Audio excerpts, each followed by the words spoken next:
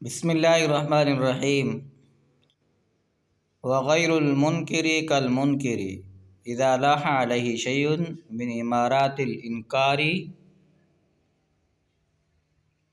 نحو جاء شقیق آردا رمحہ ان بنی عمک فیہم رماح۔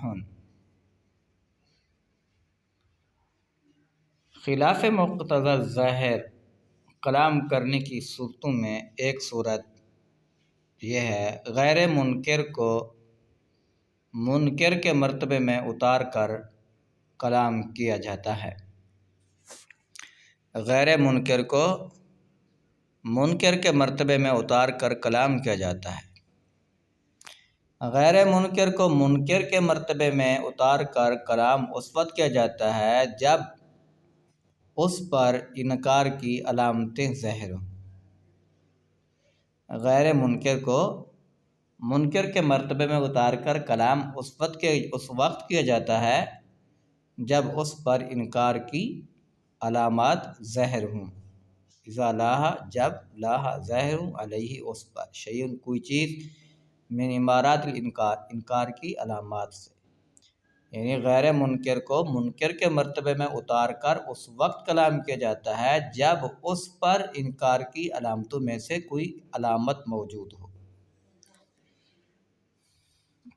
جیسے اس کی مثال جاء شقیق آردا رمحہ ان بنی عمک فیہم رماح۔ آیا شقیق درا حالہ کہ وہ رکھنے والا تھا اپنے نیزے کو بطور عرض، بے شک تیرے چچا زاد بھائیوں میں نیزے ہیں۔ اب شقیق کا بطور عرض نیزہ رکھنا یہ انکار کی ایک علامت ہے کہ وہ یہ سمجھتا ہے کہ اس کے چچا زاد بھائیوں کے پاس نیزے نہیں ہیں، حالانکہ وہ اس بات کا انکاری نہیں تھا، لیکن اس کا بطور عرض نیزہ رکھ کے آنا یہ اس بات کی علامت ہے کہ وہ اس کا انکاری ہے۔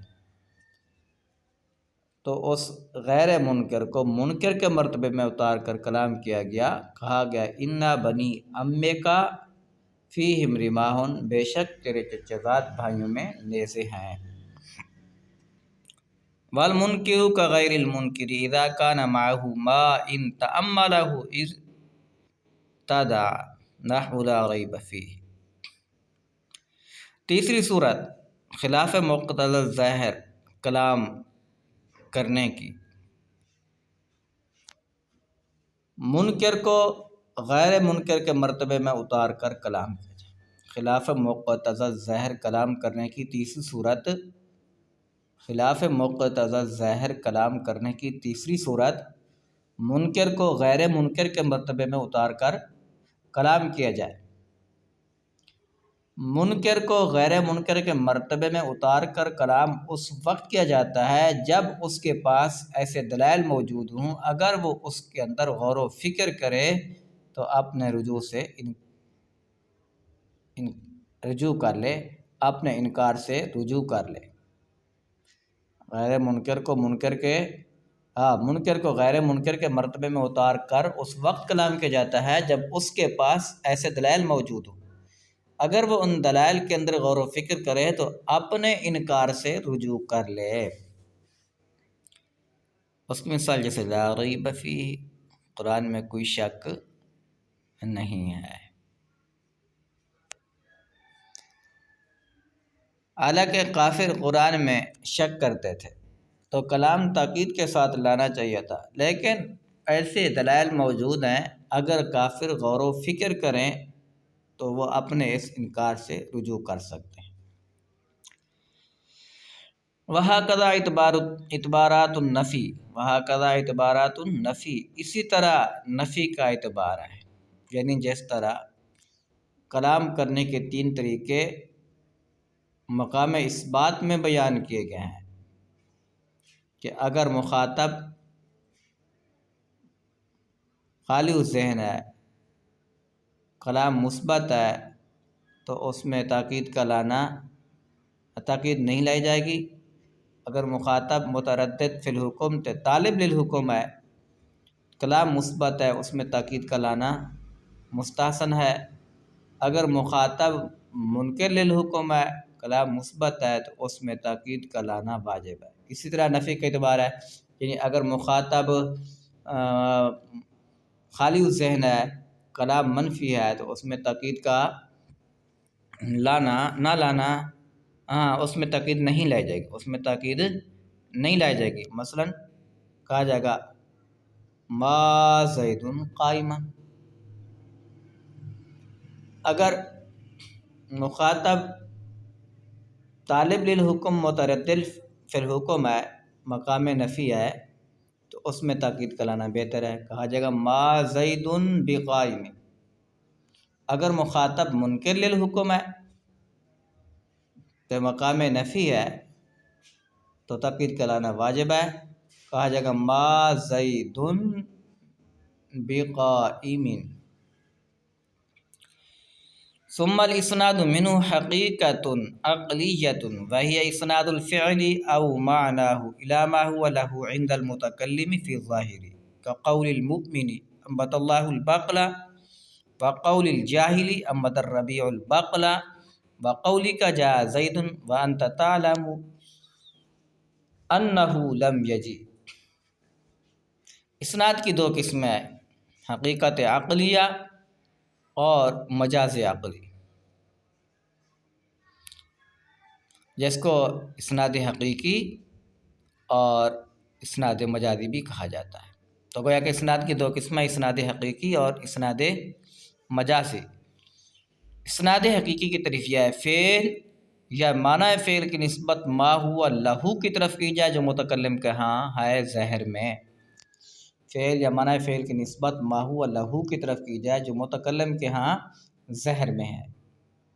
فعل یا معنی فعل کی نسبت ما ہوا لہو کی طرف کی جائے جو متکلم کے ہاں ظاہر میں ہے۔ یہ اسناد الفعل او معنی فعل یا معنی فعل کی نسبت الی ما ہوا لہو کی طرف کی جائے جو فی ظاہری ظاہر میں عند المتکلم متکلم کے ہاں ہے۔ فعل یا معنی فعل کی نسبت ما ہوا لہو کی طرف کی جائے جو ظاہر میں متکلم کے ہاں ہے۔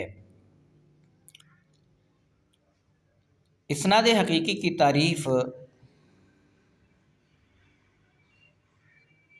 یہ 4 اقسام پر مشتمل ہے۔ پہلی،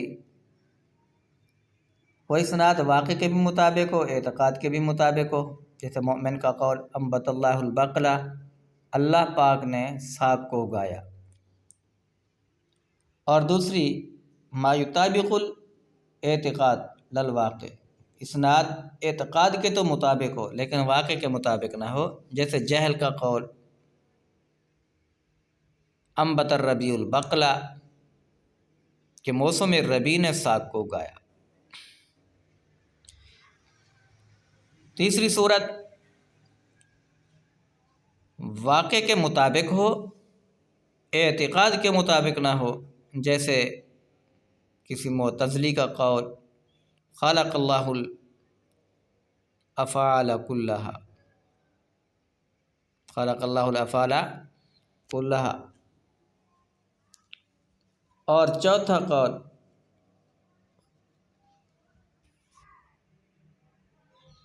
قول یہ ہے کہ نہ واقع کے مطابق ہو نہ اعتقاد کے مطابق ہو، جیسے جا زید، زید آیا حالانکہ تو جانتا ہے وہ نہیں آیا۔